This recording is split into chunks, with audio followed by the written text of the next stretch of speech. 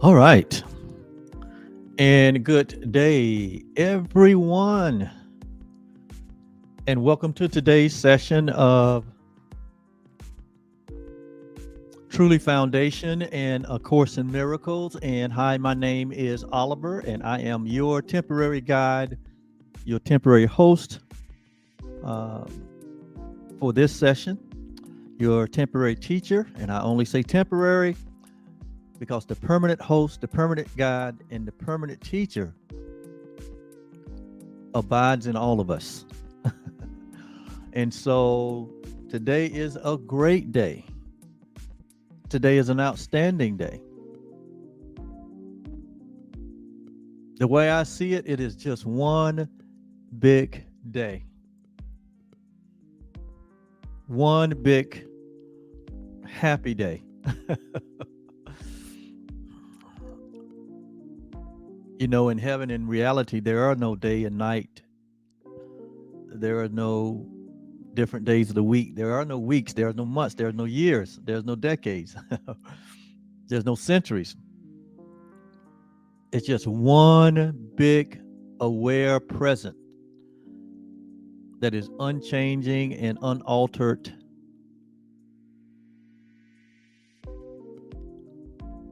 And there is no intrusion of intervals of time and space. It's just perfect happiness. It's just pure presence. And that we don't have to wait for. That is what we can experience right now. That is where we can live from right now. That is our reality. That is our home. It's a home that we've never left.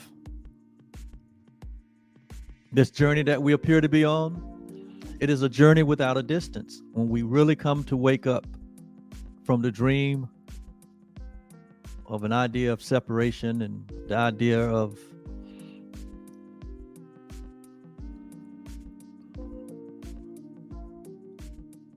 multiplicity, when we really wake up to the truth, we realize it's one big happy day that goes on and on and on, infinite, eternal, one big happy experience, one big happy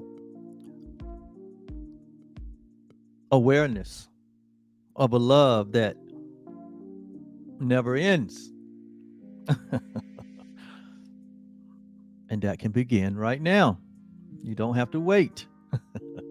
Heaven is not coming with observation.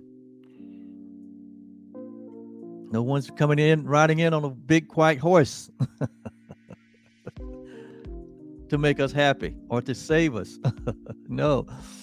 Salvation is but a recognition that all is currently present, that in this present moment there's fullness of joy and pleasures forevermore, as the psalmist says. And so I'm delighted to be with you today as we just completed workbook lesson 240. And before we move on, I'm going to pause today and going to make some commentary on this theme about salvation that is found on page 407 in the workbook. And you will notice that as we move from here to the end of the book, every 10 lessons, it's introduces one of the main themes of A Course in Miracles. Remember, our first theme was what is forgiveness? And we said that forgiveness recognizes that what you thought your brother did to you has not occurred. And these are grand ideas. These are ideas that you won't hear on the street corner. These are ideas that you won't hear in the synagogue. You won't hear in in the main traditional places where spirituality is talked about or where religion is talked about. But these are grand ideas that has been shared with us through A Course in Miracles to help us to heal, to help us to wake up, to help us to be transformed, to help us to be happy. Why? Because it is God's will that we be happy. It is the will of God, your happiness, your salvation. And what we're going to look at today is that the word salvation really means happiness. What, all of us have grown up in a society that has defined salvation from its point of view. Religious communities have defined salvation from its point of view. Well, the Course in Miracles has a point of view about salvation. And that's what we're going to explore today. And just have an open mind. Be open to the idea, to practice the idea, because it is in the practicing of all these ideas in the Course where we find them to be true. Some are startling, some are, grand ideas. Some, like the Course says, could even be unbelievable. But the goal here is to what? The goal here is to practice the ideas.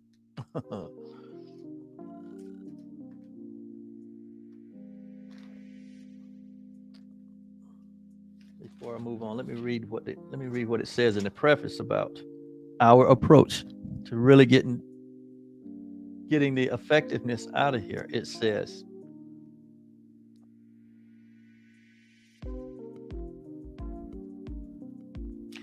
some of the ideas the workbook presents you will find hard to believe. Now we're on our next lesson is 241, but we were at this at least 260, maybe 270 days. We started back on January 10th. And some of you have been listening to me on and off or continuously. And I know I have introduced some spiritual ideas that that are expansive, that are challenging, that cause you to think and to question what you believe, why you believe it, and is what you believe adding to or taking away from the quality or the peace that's in your life. And you remember, this whole idea of A Course in Miracles is a course in healing. It's a course in forgiveness. It's a course in finding the peace that we all have been looking for. And the Course have turned us inward and given us an expanded way of thinking that will lead us or bring us into a place of peace. Because remember, peace is in the mind. Peace has nothing to do with the activities that are in the external. Peace has to do with an internal awareness of who you are. And so we know that this is advanced teaching. And we also know that a lot of the religious teachings that we've gotten have only created more confusion and more fear and more separation, more division.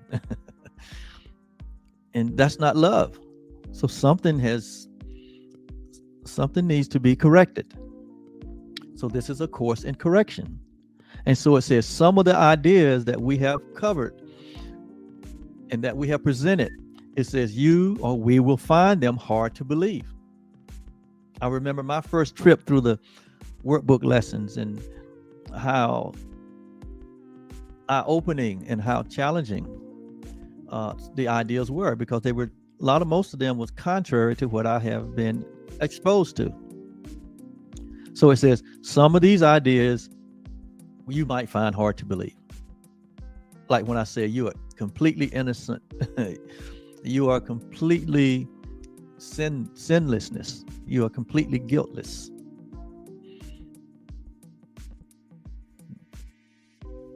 That's not what is shared in most cultures. But anyway, it says, and other ideas that are presented here may seem to be quite startling. They startle us with some of the ideas that we've been presented. It says, this does not matter. You are merely asked to apply the ideas, apply them as you are directed to do. You are not asked to judge them at all. You are asked only to use them. It is their use that will give them meaning to you. Uh-oh.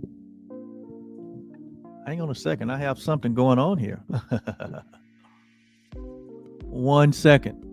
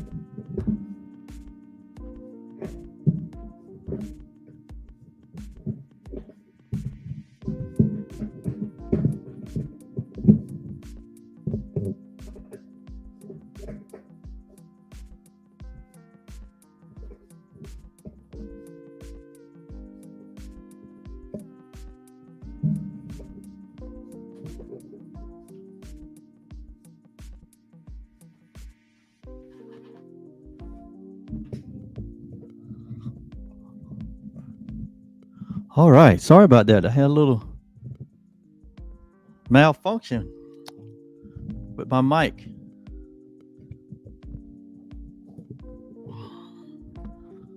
How about that? All right. I think that's going to work.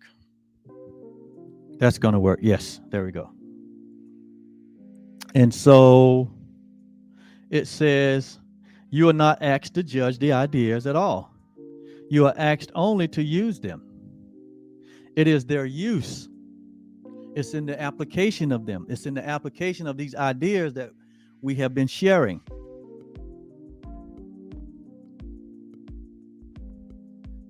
He said, in the application or in the use of them that will give them meaning to you and will show you that they are true.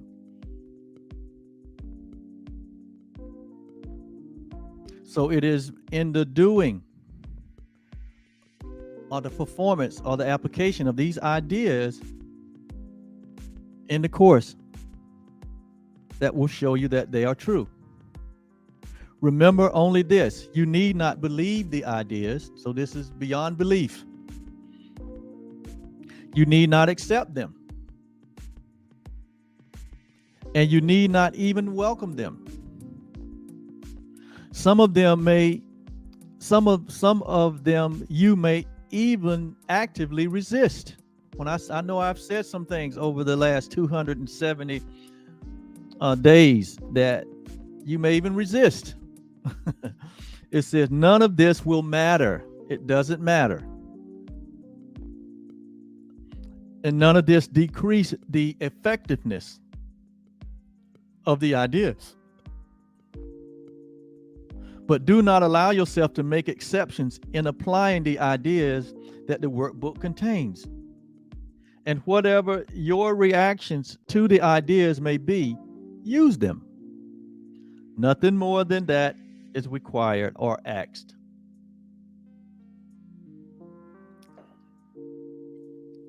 I like that.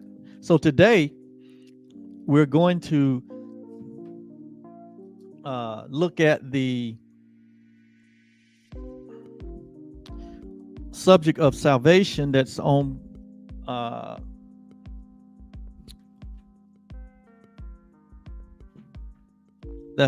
page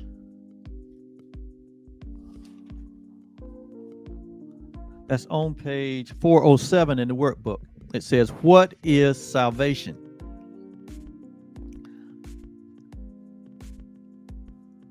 And I have concluded that from the previous lessons that we've done where it talks about salvation, that salvation really has to do with our happiness. It really has to do with the will of God. So here it's not so much the word salvation that we want to explore today, but it's our happiness. What is happiness? What is salvation? What is happiness? The two words are synonymous from the course's perspective. What is it? We know the word salvation carries a lot of connotations from different point of views. But today we're going to look at it from the course's point of view. What is salvation? Or what is happiness?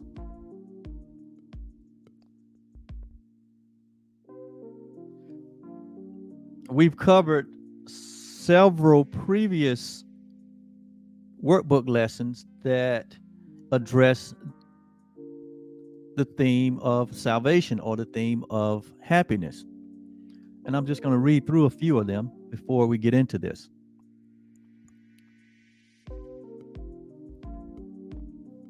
Workbook lesson 40 said this: my holiness is my salvation, or my wholeness, my completeness is my salvation. Or we're going to substitute it with the word happiness, and it'll bring a little more effect and understanding. My holiness is my happiness.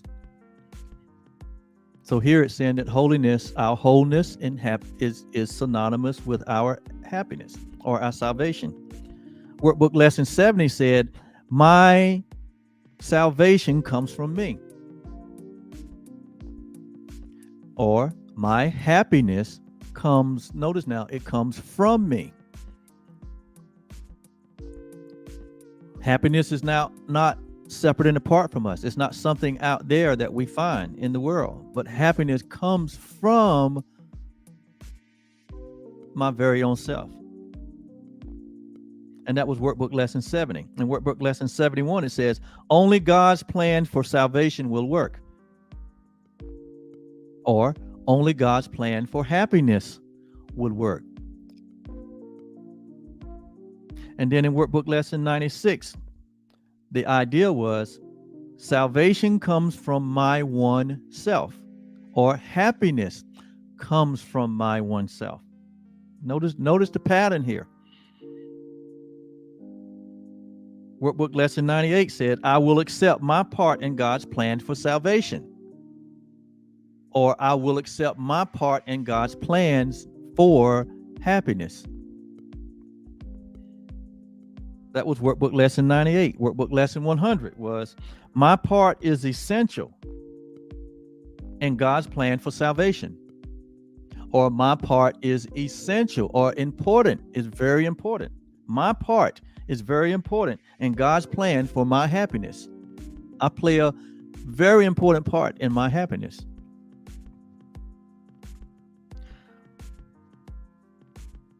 Workbook lesson 99 says, salvation is my only function here. Or happiness is my only function here. And here is referring to while we're here in this world, that happiness is my only function. Wow, this is kind of eye-opening, right? Workbook lesson 193 says, God's will for me is perfect happiness. That's just how it reads. Or we can read it, God's will for me is perfect salvation. But here the lesson said, God's will for me is perfect happiness. Again, which we say the words are interchangeable or synonymous in terms of the course's great reveal about salvation. It says in workbook lesson 102, God being love. You know, the scripture said that God is love, right? I think we all agree with that. It says God being love is also happiness. Wow. So it's equating our happiness with the love of God, just like it's equating salvation with happiness and happiness with salvation. And that was workbook lesson 102. God being love is also salvation. God being love is also happiness. And then in workbook lesson 140, we shared the idea that only salvation can be said to cure. Only salvation can be said to cure, or we replace it with the word happiness. Only happiness, only our happiness can be said to cure. And then workbook lesson 186 reads, salvation of the world depends on me. Wow. Now you're talking about a huge idea. What do you mean when you say the salvation of the world depends on me? Or the happiness of the world depends on me? And we did a whole commentary on that workbook lesson. You can go back and look at any of these workbook lessons that I'm talking about here, because we spent at least 30 minutes to an hour going into detail to what does that mean? What does it mean that the world's happiness depends on me? You're gonna have to explain that to me, right? We got a whole lesson on that. You can go back and listen to it. And then finally, workbook lesson 238, which we completed a few days back. The idea is, on my decision, all salvation rests. Or we say it this way, on my decision, all happiness rests. So happiness and salvation rest on my decision. That means we have a huge part in God's plan for salvation. We have a huge part in God's plan for our happiness. And so those are several lessons that we have already spent a tremendous amount of time on talking about happiness and salvation. And so today we're going to just dig a little deeper in this subject of what is salvation. And my quick response to that would be, salvation is happiness. So then we ask the question, what is happiness? And there's a place in the course that describes happiness in terms of, like everything else in the course says, it all comes down to us coming to know who we are, the knowing of the self, our true self, not the self that has a birth date, that is related to a body, that has a beginning and ultimately has an expiration date, ultimately has the end. That is not the self that we're talking about. The Course calls that the false self or the ego self. But we're talking about the self that God created before there was any time, and before there was any space, before there was any world, before there was any matter.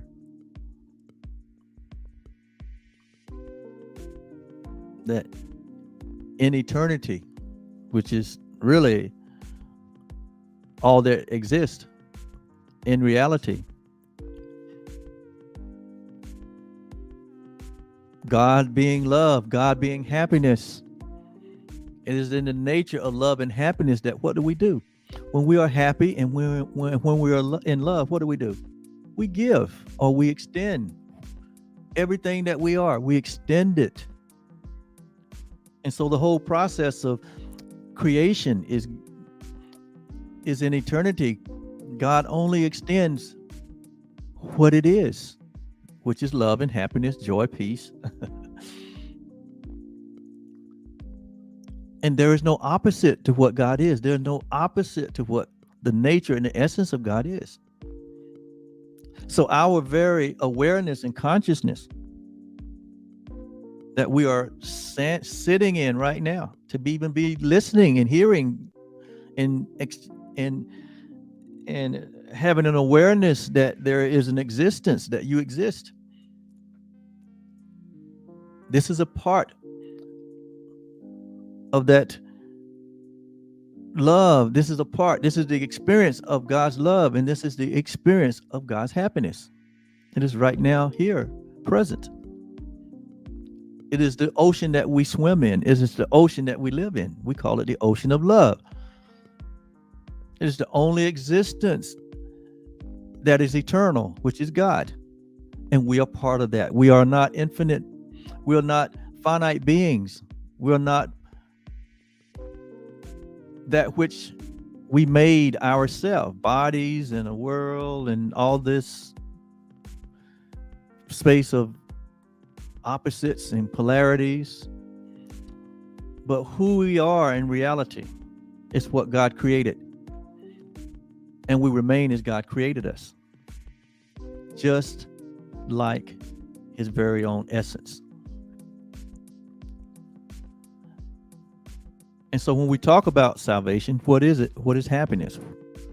What is the fulfillment? What is the state of being where there is nothing missing? What is the state of being where there is nothing broken? There is no opposite. There's only the one. What is that state of being where there is only oneness?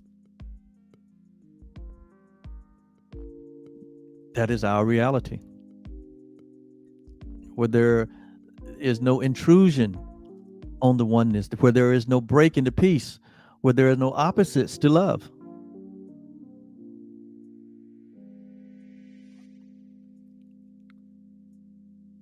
And so that is what it always has been and what always will be. And that is what we are. And so it says salvation is a promise. Salvation is not it's not anything other than God himself. It's not anything other than reality itself. It says salvation is a promise. Happiness is a promise. So here, the source of all things has promised something to himself. He had made a promise that what is real will remain real and can never be threatened and can never be changed and can never be altered. That's what the promise is. The promise is reality, which is oneness, which is love, can never be changed, can never be altered, can never be threatened. That which is real cannot be threatened. That's the promise. And the other part of that promise is that which is not real, it does not really exist. In other words, only reality exists. Unreality does not exist. That's the promise. Salvation or happiness is a promise that God has made and guaranteed with its very own self, its very own nature. Why? Because its very own self and its very own nature is all there is. There is God and there is nothing else.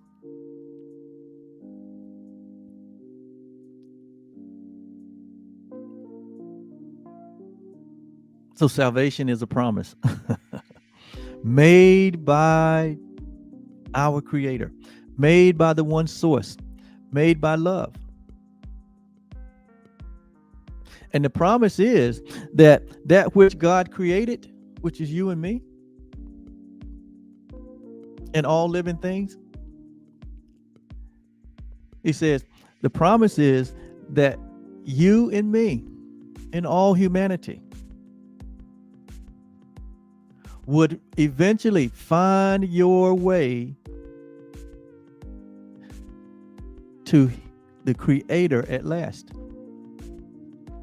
So what the promise is from the Creator is that the creation will eventually find its way back to the Creator. As though we're lost, as though we're, gone on a forward journey. And when we find our way back to our Creator or back to reality, we realize that we had never left. we realized that it was a dream of leaving, a dream of separation. Because in reality, if God is all there is, God can't leave himself. What God created, the idea of God's creation, an idea never leaves its source. That's the principle. Ideas leave not their source. So we are a God idea. We are a creation of God, which is his very own self, and God can't leave himself.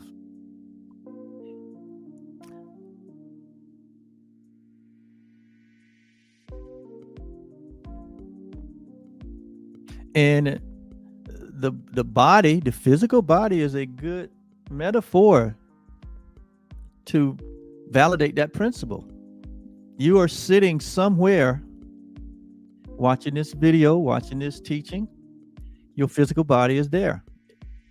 It can't be any other way, any other place. It can't leave itself. Your body can't leave itself. Likewise, God can't leave itself. The idea of love can't be separate. The separation is not a reality. It is a false idea. And so God promises that all of us who are the creation of God, and all of us are, he says he promised us that we will find our way back home, or back to this reality at last.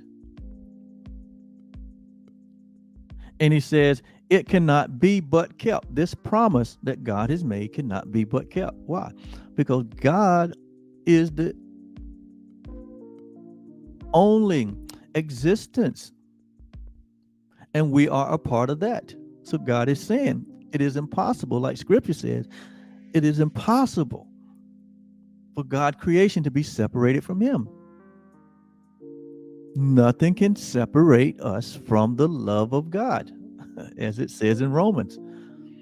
Nothing in this world, no idea, no thought, no activity, no event, nothing we can do, nothing anyone else can do, can bring separation between God and his creation. Absolutely nothing.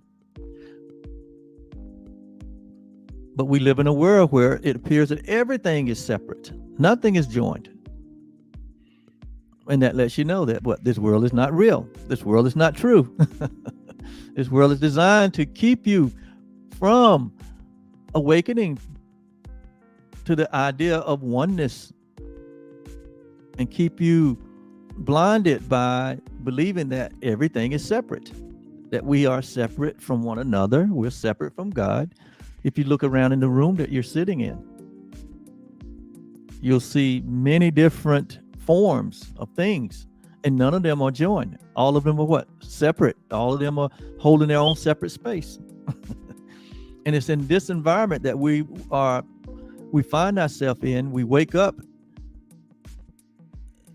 and find ourselves in that we are asked to what? Look past these illusions and see the truth of oneness. It's almost like we put in the most difficult environment to learn the most simplest lesson. And so when God could find no one greater than himself to make this promise, he swore by himself, as the book of Hebrews said. When he could swear by no greater, he swore by himself that blessings surely he has blessed us. Meaning what? That there is a promise that we all will make our way back to God at last. Why? Because there is no other place but God. There is no other home but God. There is no other reality but God. And this is so illustrated in the story of the prodigal son, where the prodigal son leaves home and then he ends up in the pig pen, and he say, I'll go back to my father. He came to himself. He woke up from the dream of separation and realized there's nothing outside of God. There's nothing outside of reality. And so he went back home. This is also played out in the creation story of Adam and Eve, where Adam and Eve somehow allowed the idea that Separation was possible, that God was withholding something for them. And so they were deceived by the idea that, they were not like God. God was withholding something. And then they went off on a dream out of the Garden of Eden. And we know that story, right? Only to find himself, only to be looking for himself, only to be looking for the happiness that which is his very own self. And so it cannot be but kept, this promise. And then it says, salvation is not only a promise, but it is a guarantee. It guarantees that time will have an end, and that all the thoughts that have been born in time will end as well. This is what happiness is. It said God's word, or God's thoughts, is given every mind which thinks that it has separate thoughts, or that is separate from God, and will replace these thoughts of conflict, the thoughts that we make up that are based on separation. They only create conflict. They only create a world of conflict, which we know what that looks like. We know what that feels like. Because what? We are making up our own thoughts based on separation. He said all these thoughts will be replaced with the thought of peace. Why? Because peace is an aspect of love. Peace is an aspect of God. Peace is an aspect of who we are. And so it says the thought of peace was given to God's Son the instant that his mind had thought of war. There is no need for such a thought before, for peace was given without opposite and merely was. But when the mind appeared to be split and separate from the mind of God, when humanity appears to be in a world that is separate from its creator, when humanity believes that it's separate from one another, he says, when the mind is split, it is in need of healing. It is in need of healing. So the thought that had the power to heal the split mind became a part of every fragment of the mind and still was one, but failed to recognize its oneness. So when we fail to recognize our oneness with God and our oneness with each other, and that there is no other state of being, when we fail to realize our oneness, when we also fail to realize our true identity as one with God, this is where the disconnect happened. This is where we lost sight of our what? Happiness. It's like a fish being out of water. When a fish is taken out of its environment, when it is disconnected from its source of life, eventually what?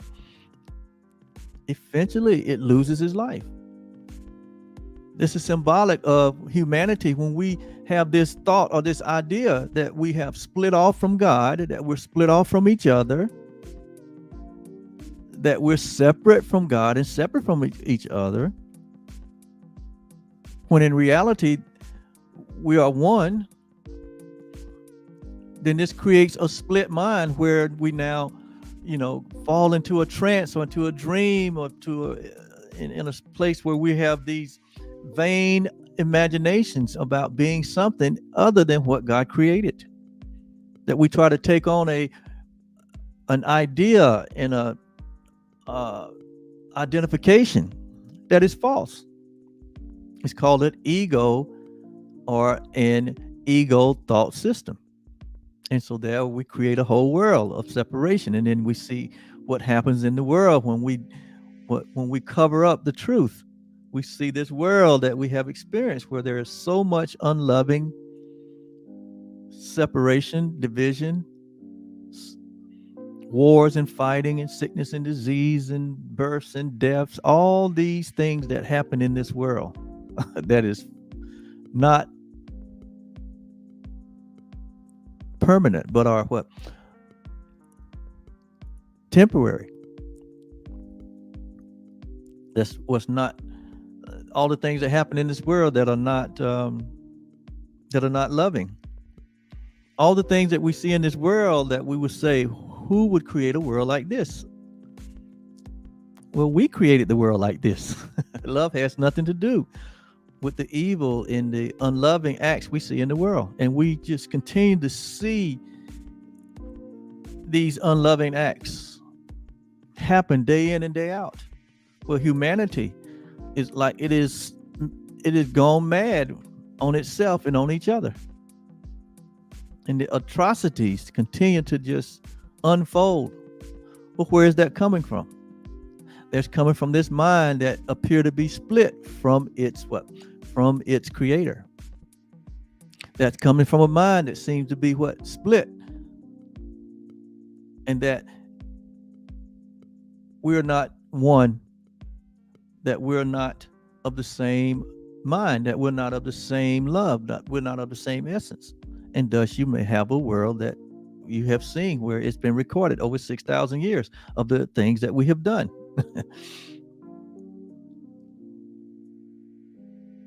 And so salvation is just a recognition that we had operated from this false position, this false self, this false idea. And it had created all the chaos and all the destruction in the world. And we recognize that, and we wake up to the reality of our oneness. Therein lies our happiness in our salvation. Therein lies our deliverance from this nightmare of the belief in separation. And it all started with a belief, just a tiny idea about being separate.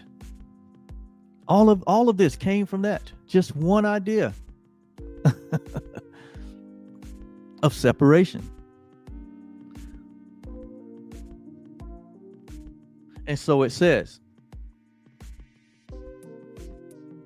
we fail to recognize our oneness. When you fail to recognize your oneness with God and your oneness with all humanity, the result of that failure is that we don't see correctly. We don't perceive correctly. And so it says, now it did not know itself. Well, now we don't know ourselves. When we think we're these separate selves, when we think that we're separate from our creator, when we think that we're something other than our creator created us to be, it says we do not know ourselves. And thoughts its own identity was lost. So salvation is undoing in the sense that it does nothing. But we decide to not support the world of dream and malice.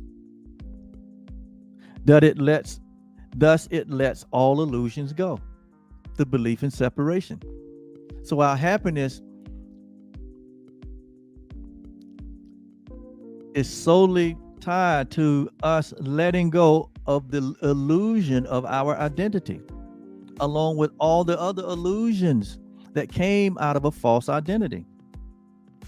It says we no longer support this world of dreams and malice, or malice meaning this world of dream and hatred. Thus, we let these items go. We let these illusions go by not supporting them and merely letting them quietly go down to dust. And what they hid is now revealed. Once the veil of separation is pulled away from our awareness and our consciousness, what is always there, which is love's presence, it will be revealed to us. What was always there is our identification and our oneness with God will be revealed. And so there is a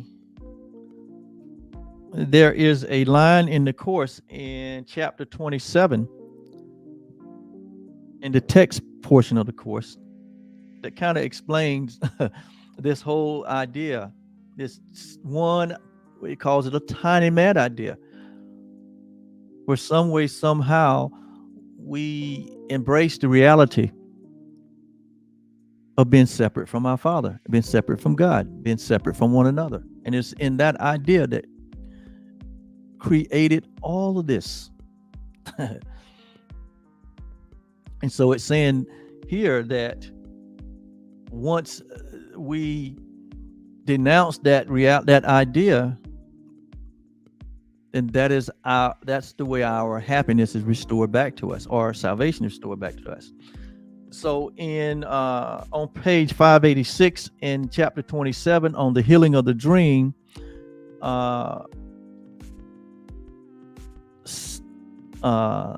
section 8, the hero of the dream is the title of the section.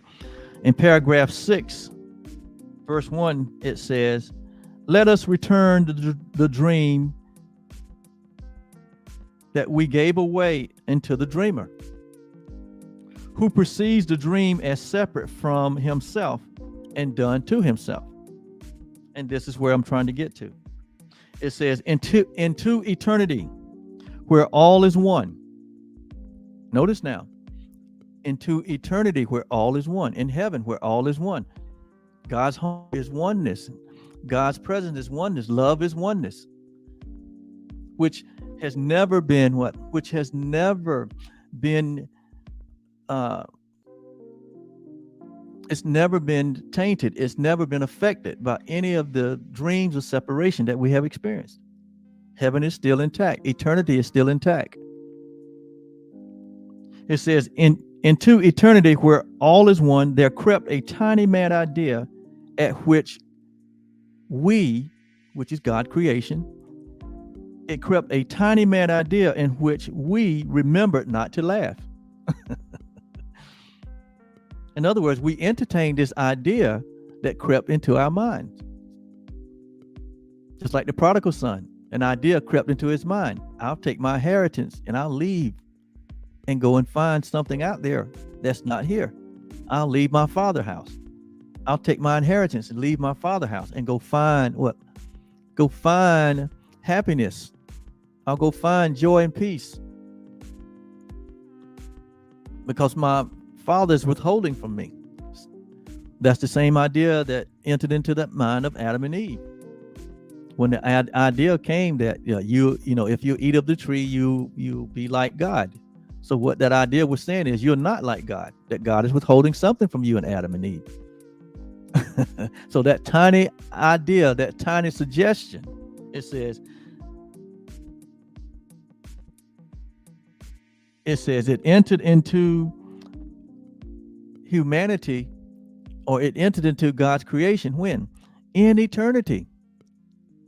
He said, at which we remembered not to laugh. In our forgetting did the thought become a serious idea and possible of both accomplishment and real understanding. And what was the idea? What was the serious idea? That we could separate from God. Like the fish said, I can live outside the water. We took that idea serious, that we can be separate. We can be these separate selves, that we can find our own way, that there's something God withholding from us. God didn't give us everything in creation. And all of that was a tiny mad idea based on a lie, based on an illusion. And thus it created all of the chaos that we've seen in the world from the beginning of time and space. In fact, it created time and space itself. Time and space was born out of that tiny mad idea. The idea of separate bodies and separate selves was born out of that tiny mad idea. The idea of separation versus the idea of oneness. As though God could fall off the proverbial wall and break into billions and billions of pieces and cannot be put back together again, like Humpty Dumpty. And so you see a chaotic world of broken pieces and broken lives and broken hearts, and all of the tragedies, all of the suffering and the pain that we've seen in the history of this world. It came out of this idea that we could somehow separate from our Creator, that we could somehow become separate and apart from that which created us, that we can somehow be taken out of our natural habitat, which is love, that we could somehow be wrenched away from our Creator.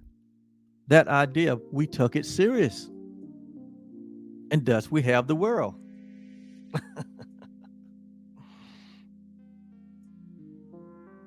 And it says that we should have laughed in that moment. It said we forgot to laugh. It says the sons of God remembered not to laugh. Why should we have laughed? Because it is impossible for us to separate from God. It is impossible for us to live outside of the love that God created us in. It is impossible for us to take what God created and make something else. It's impossible.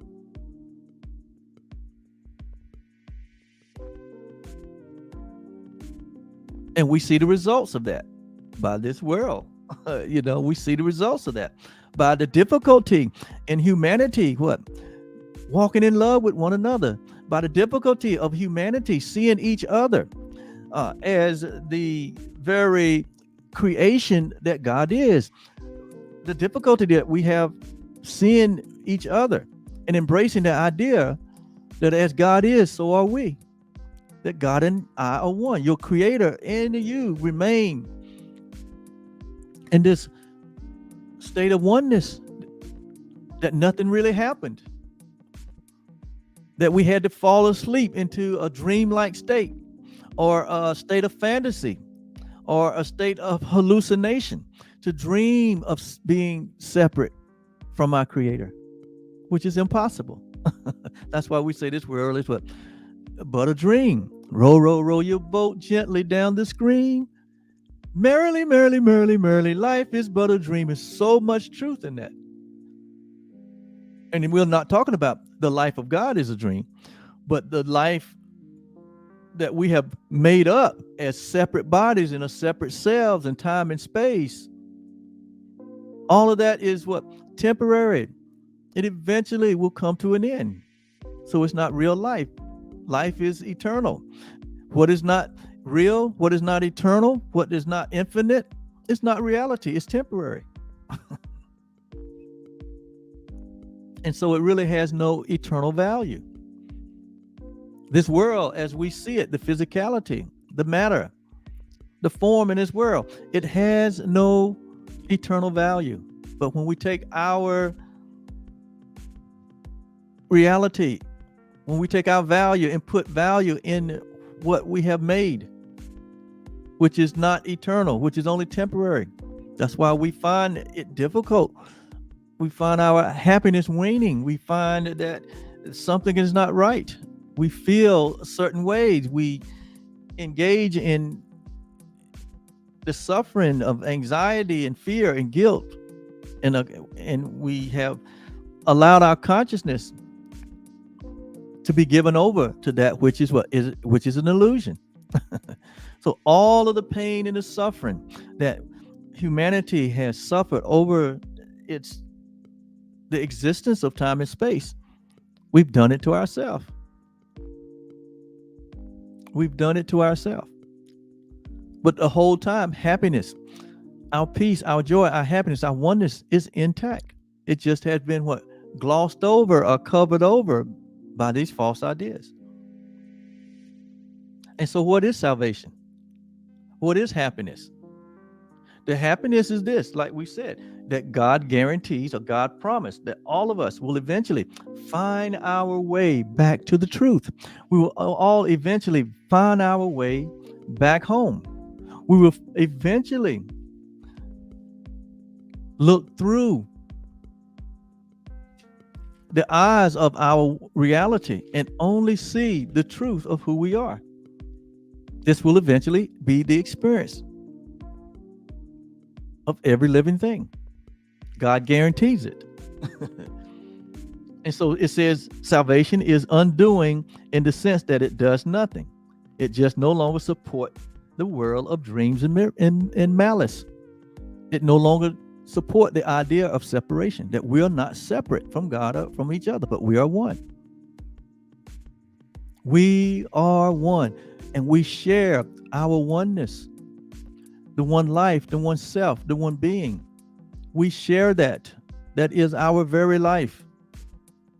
It cannot be altered or changed by a tiny mad idea of time and space, by a tiny mad idea of separation. It can't not be altered. Eternity is intact. Heaven is intact. God is intact. Your true identity, it is intact. You can't be made into a sinner. You can't be made into something that God dislikes. God knows what he has made is his very own self. And so he doesn't see the thing that we've made in this dream of separation. He doesn't see that because it's impossible for us to separate from our true identity as one with God. That's what Jesus meant when he said, when you've seen me, you have seen the Father. I and the Father are one. And then he went on to say, hey, this is not just for me, but this is for all humanity, all that God created, that God reconciled, or God restored humanity from this state of dreaming, of separation. He reconciled all of it back to himself. In other words, that which was original, it remains intact. Who you are remains intact. You remain as God created you, as the innocent, sinless, guiltless. This is who you are in reality. And God promised that one day all of us will wake up to this reality. Not in the by and by, not in the future, but this is what happens in that moment that you recognize salvation, happiness, enlightenment, awakening. It's but a recognition. When you recognize the truth that is true always. And so that's why we teach these workbook lessons. That's why we share these ideas, these thoughts of God. We've been doing it almost 270 days. Because God can take these lessons and help humanity one by one to wake up. Because it is what God's will, that it is God's will for our perfect happiness. Now I go back and read these things and you understand what they're saying. Salvation is our only function. Happiness is our only function because that's the will of God for us, for our happiness. God created us in happiness, in joy, and in peace, and in love. It says God is love, and so is our happiness. It says only happiness can be said to cure. Happiness of the world depends on us. On our decision, all happiness rests. All salvation rests. Only God's plan for happiness will work. What is God's plan for happiness? It's his promise that you'll wake up. It's his promise that all humanity will wake up. None will be lost. None is lost. For one to be lost is for all of us to be lost. For one human being to be lost, eternally lost, that means that God would be eternally lost. Why? Because God is incomplete without any one of us. God is incomplete without any one of us. So what kind of love is this? What kind of grace is this? What kind of mercy is this? What kind of love is this? This is not human love. You know, with human love, it is conditional. But with God, God's love is unconditional. So like Romans says, who is going to bring any charge to God's elects? Who is going to judge God's creation in unrighteousness? Who's going to do it? Who's bigger and better than the reality of the one love that exists, which we call God? Who's going to bring any charge against you or me or anyone? When we realize this and wake up and stop judging, all the pain will be gone. All the suffering will be gone. All the anxiety will leave us.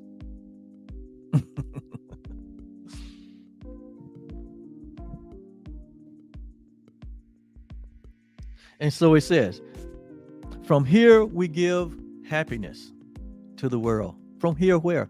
From our awareness that we are happiness itself. We are the happiness that we seek.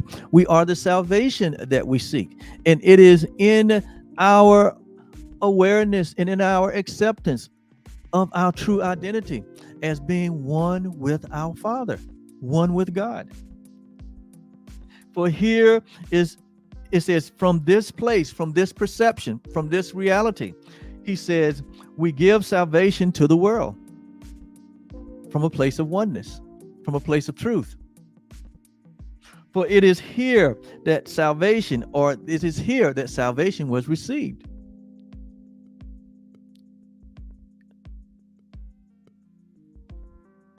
It is our oneness. It's our accepting our oneness for ourselves. It's where all happiness is received. It is where all joy and peace. It is where all our, it is where all our fulfillment and contentment is, from this place of oneness. From the reality that there's never been a separation, from the reality that there cannot be a separation, from the reality that, yes, when you see me, you've seen God. When you see God, you see me, because there is no difference. It is from this place that what? That we give salvation to the world, that we give happiness to the world, that we show up in the world as happiness. You can't really have sustained happiness until you understand that you have been given everything in creation. And it is from this reality, from this place, from this perception, that we now extend this happiness to the world.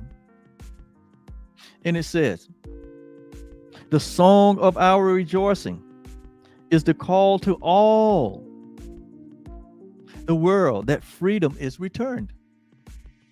That time is almost over, and God's creation has been an instant more to wait until our Father is remembered by all. Dreams are done. The dream of separation is over. Eternity has shined away the world, and only heaven now exists at all and in all.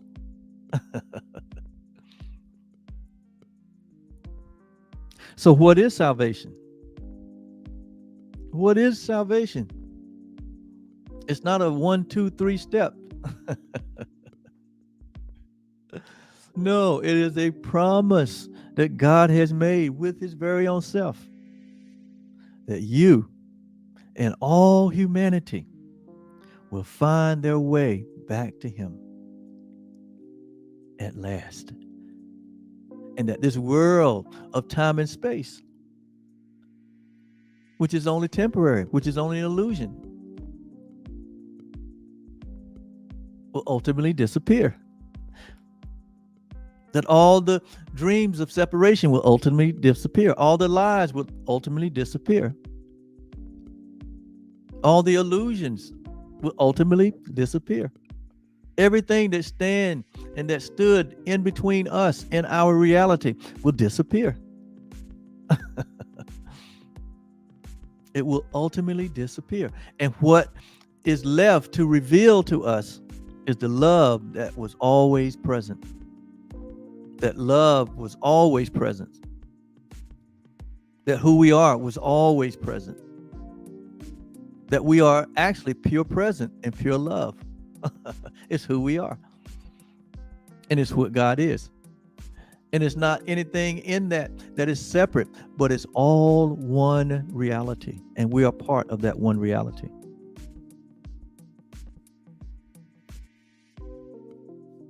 How sweet it is to discover this love, to recognize this love. How sweet it is to be loved by this love. How sweet it is to stand in the oneness that we share. How peaceful it is to know that there is nothing missing and nothing broken in us. That we are holy and blameless and sinless before God in love, as Ephesians 1 says. And this didn't happen as a result of us doing something. This happened when God created us before the world was, before the foundation of the world, and promised and made a promise with himself. When he could find no greater, he promised, he made a promise to himself and an oath to himself that what he creates is unchangeable and unalterable.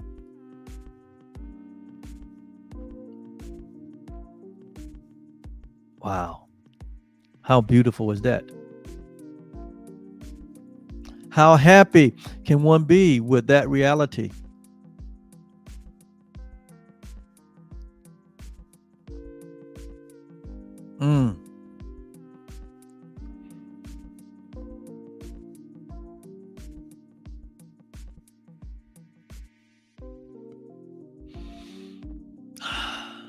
Thank you so much. This explanation of what is salvation from a course's perspective can be startling, can be a little different, but that is what it is. And so take this idea like it says, and don't judge it. He said, just apply it to your thinking. He says, you don't even have to believe it. It could be quite startling. He said, merely apply the idea as you are directed to do. You are not asked to judge them at all. You are asked only to use them. And it is in their use that will give them meaning to you and will show you that they are true. And it is true. God is only concerned about your happiness. God is only concerned about your joy, your peace. And it only comes through the knowing of yourself. It only comes through the truth. And we use these truths to heal the mind that believes it split itself off. And bring the mind back into what? Back into an awareness of its oneness. And we no longer support illusions. We give our total allegiance over to the truth that is true always. God will our happiness only. Because God is love. And we all were created and born in that one love. And now we share in that one love. And so we are awake. And now we don't forget to laugh at any tiny mad idea that will come to us in any given moment, trying to deceive us in whatever form that it may take, to get us to think that we're otherwise, that we're other than what God created, that we're other than holy, that we're other than innocent, that we're other than the very image and likeness of God. And we don't entertain those ideas anymore. We laugh at them now. We remember not to laugh. When we remember not to laugh and entertain the idea, then we see what happens. But when we laugh at the tiny mad idea that we are anything other than the very presence of God, the very love of God, then we stand in our infinite eternal self. We stand in our impersonal, self-aware self. And we become truly the light of the world that we are. And we light up the world until every human being eventually find their way back to God, because that's the will of God. That's the promise of God. And that's the work of God. So your life become an important part of God's plan for salvation. That is what for all humanity, to come into the knowledge of the truth. It says it in Scripture that all men would be saved, that all men would be happy and come into the knowledge of the truth. How do we come into the knowledge of the truth? This is one way, truly foundation in these lessons that we're going through. This is not there are many paths, but all paths leads what? To home. Why? God guarantees it. It's gonna happen. And no greater time for us to recognize this and to wake up than right now. So just embrace it. Embrace it. God willed me happy. And I will to be happy. And so what? Happiness is not out there. But we've discovered and recognized that the happiness that we sought, I am the happiness that I was seeking for. It was in the knowing of myself. It was in my true identity. It's in your true identity. That's the only place it is. Humanity can't make anything. Cars, building, planes, clothes, food, all these things that we make, none of those things can make you happy. They can stand in between you and your true happiness. They can't make you happy. But what you can do is take your happiness, which is a reality, into all of those experiences. You bring the happiness. You don't go looking for it, because you are the happiness. You are the salvation. You are the light of the world. Thank you so much. Great lesson. We'll be back on tomorrow. And you are, if there's ever been a question about your salvation, about your position, about your reality, well, this lesson should have put it to rest. You are okay. You are okay. Walk in it today. Thank you. Bye-bye.